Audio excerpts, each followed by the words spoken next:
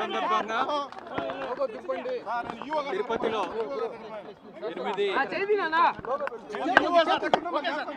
8 సెంటర్లు టికెట్లు ఇవ్వడానికి ఏర్పాటు చేయడం జరిగింది. వీటిల్లో బైరాగి పట్టణ కేంద్రంలోని అక్కడ ఒక హోల్డింగ్ పాయింట్లో సుమారుగా 2,000 మంది భక్తులు వేచి ఉన్నారు. పొద్దున వాళ్ళందరూ వెళ్ళడానికి వేచి ఉన్నారు. అక్కడ డిఎస్పీ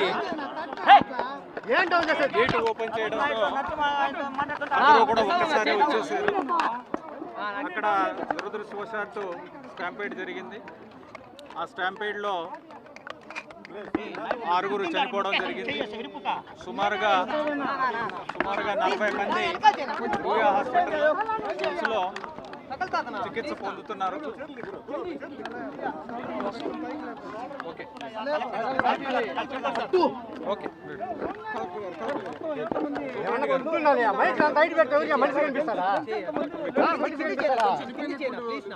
ఇప్పటి వరకు 40 మంది అడ్మిట్ అయి ఉన్నారు.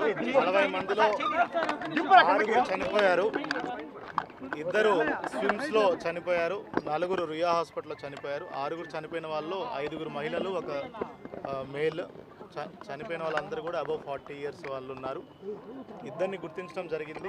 ఒకళ్ళు ఫ్రమ్ తమిళనాడు సేలం నుంచి వచ్చున్నారు, ఇంకొకళ్ళు ఫ్రమ్ నర్సీపట్నం నుంచి వచ్చున్నారు.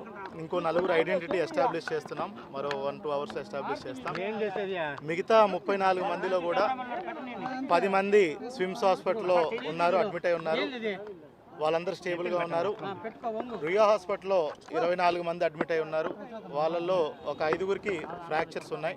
బట్ ఆల్ 24 పీపుల్ కూడా అవుట్ ఆఫ్ డేంజర్ ఉన్నారు. అంతా వైద్యం అంతా కూడా emergency medicine, all specialist doctors అందరూ కూడా వెంటనే రెస్పాండ్ అయ్యి ఇక్కడే ఉండడం జరిగింది. సో వీళ్ళందరినీ కూడా ఇప్పుడు మానిటరింగ్లో ఉన్నారు. దే విల్ బి అంటే మానిటర్ చేసుకొని as of now they are out of danger. Analyse చేస్తున్నామండి, వీళ్ళ అప్డేట్ చేస్తాం. అంటే ఎన్ని చోట్ల జరిగింది సార్ సంఘటన? ఒకే చోట అండి, బైరాగి పట్టణ MGM స్కూల్ దగ్గర జరిగింది.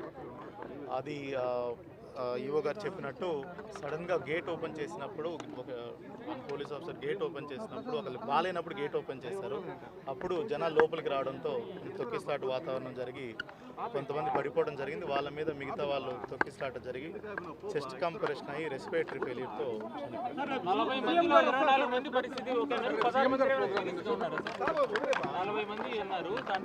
40 మందిలో 24 మంది ఇక్కడ ఉన్నారు, 10 మంది స్విమ్స్లో ఉన్నారు. అక్కడ వాళ్ళు కూడా స్టేబుల్గా ఉన్నారు.